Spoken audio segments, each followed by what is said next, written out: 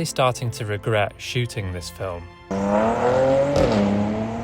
You see, a few weeks ago, a good friend of mine introduced me to a term called man maths, which is basically where you justify making an extremely large purchase by providing yourself with very illogical arguments. He deployed his man maths so brilliantly that he now drives around in a 911 Turbo, and I've now managed to convince myself that I can afford this quite brilliant car. If you want an AMG Mercedes but worry about the large costs of running a huge V8 engine and the insurance and running something with rear-wheel drive in weather like this, then I think I have a really good alternative. First of all, I'd just like to congratulate the person who selected saddle brown leather on the options list when they first bought this car new, because it makes such a big difference to the inside of a car. I don't hate black leather and stuff like that, but I just think having something contrasting against the rest of the car makes a huge difference to how it feels to me, and saddle brown, any sort of tan leather for me just sets me off. So it's worth quickly highlighting what the difference is between a C63 and a C43. Now, you can get both cars, something's just gone flying, you can get both cars in coupe form, saloon form and estate form. To me, the estate would be the perfect daily, really, particularly in C43 guys. So the C63, as you may know, is 4-litre twin-turbo V8. It's rear-wheel drive. The S version has just over 500 horsepower. It's a fabulous car. I've driven a couple of them and they're exceptional. They're a real event. The engine sounds incredible, and it's just a great car for the road. The C43 contains a lot of that AMG C63 magic, but it isn't as leery. Today, for example, it's 4.5 degrees, it's 1 PM. We had a horrible night, it was -2, something like that, everything's frozen. And this is the car you're going to want to jump in on a day like today. And the main reason is it's 4-wheel drive. So on a day like today, it will take care of a C63, no problem at all. C63 will be doing all that, whereas I'm just gone.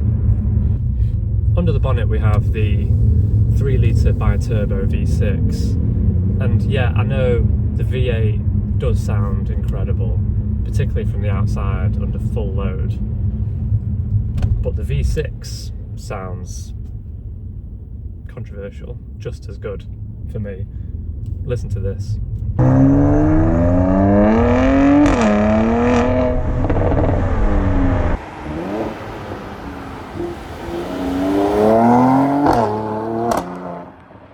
Just like the C63, you get these lovely cracks on the upshift, and my girlfriend hates them, but they are so antisocial, but it's so good. I like to tell people that I'm changing gear. Look at me, I've just changed gear. It's exciting. You don't get that with electric cars. It's quite sad actually, because the new C63 and the new C43 are both 4-cylinder. 4. Yes, they have mountains of power, but where's the emotion? It's gone. Disappeared. Zero. They're not selling the new C63. I haven't seen one on the road. They've been around for nearly, I don't know, 6 months. I've not seen one. That says everything you need to know. Bring back the V8. So I'll go into a little bit more detail about this car because I think it is a cracking alternative to a C63. I'm quite often on Auto Trader looking for C63s, and although I can't afford either of them, I'm always put off by the C63. Like, what happens if something happens to the engine? What happens if, you know, it's been owned by yobs in the past who have absolutely ruined the rear diff? All those questions get asked, and it ultimately puts me off unless I had a massive wallet full of Bitcoin. But the C43 We've had one in our family now for 3 years and nothing's gone wrong with it. We needed to put a couple of new arms on the front because they were squeaking, and that's about it. Down here we've got the mode select, so put it in comfort, sport, sport plus and individual. I'm in sport plus now, going into manual, and we have an exhaust button as well, which gives you some noise.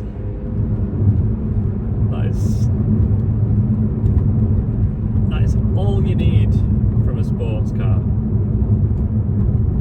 A bit of pace, a load of noise, and a load of drama. Fabulous. I'm going to go back up the hill again because I want to give it another little squirt.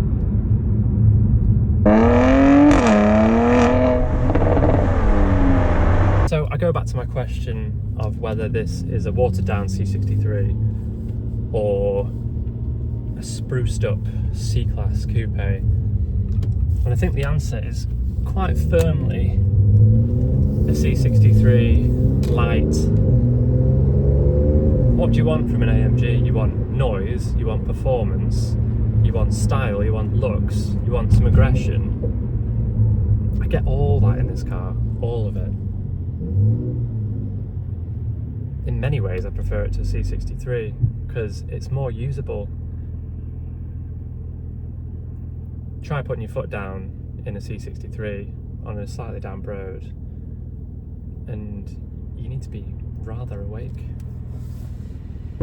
Prices. So C63s have come down actually in price.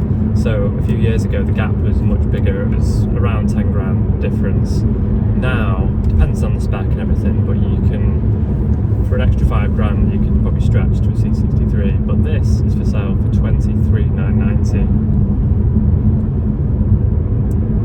And it does ask questions of the new car market. Why would you spend 60, 70 grand on a new C43 with a 4-cylinder engine and then take that massive depreciation hit as well? I would save myself 40 grand and get one of these. It's a no-brainer, it's an absolute no-brainer. Whack a warranty on it. We do warranty with Evolution. And just enjoy it. That's my advice. I might buy it when I get back.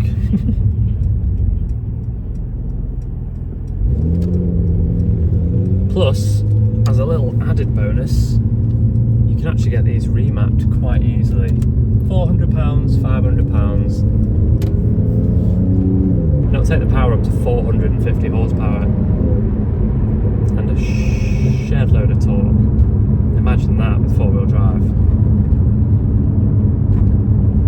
Yes, please. Oh, I just need to just do down changes. Oh. Yes. More of this, please. And I've got a head-up display, which I've not had on actually. There it is. Which gives me revs, speed limit, and speed. Very useful actually, because one thing I found with the C43 is, as the revs build, you in your head have an idea of when the red line's going to be from the sound, but I always get it wrong. It's always a little bit earlier than I think, so I always smash into the limiter, but it doesn't bounce, it cuts the power like completely, and you just end up doing that with your head. I drove my dad's last night and I hit the limiter and my mum and dad were like, I thought you could drive cars. What do you think of this? What do you think of this versus the C63? Do you like this noise? Do you like it more or less than the V8? We sort of have this culture where we think that the more sounds better, or the more is better. But I'm on the fence with this one. Passing a Toyota IQ, cracking vehicle. If you want to see a video review of that, I know it's quite a different car to this. I don't think people who are in the market for a 43 are also looking at IQs. But if you are, watch it wherever it pops up. If you're in the market for a stylish, powerful, reliable car in multiple body shapes, coupe, saloon, estate, remember, have a look at this car. Go out, test drive one, come to us, test drive this one. I guarantee you'll fall in love with it. It's a mega car, this. It never really got the, I don't know, when it came out, Mercedes never made a massive fuss about it. I think the C63 stole the show. And it was a big moment for AMG ditching the 6.2 litre. So all eyes were on that. And they quite subtly released this absolute gem. And no one noticed. Now I'm showing you this car. Go out, drive one, and buy one.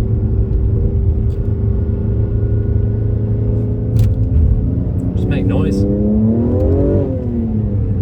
Just make loads of noise. Tell you what, I've got a load of confidence in this four-wheel drive system. I do believe that Mercedes made a mistake going from V8 to 4-cylinder. They should have at least compromised and slotted this engine in, or a V6 turbo of some kind.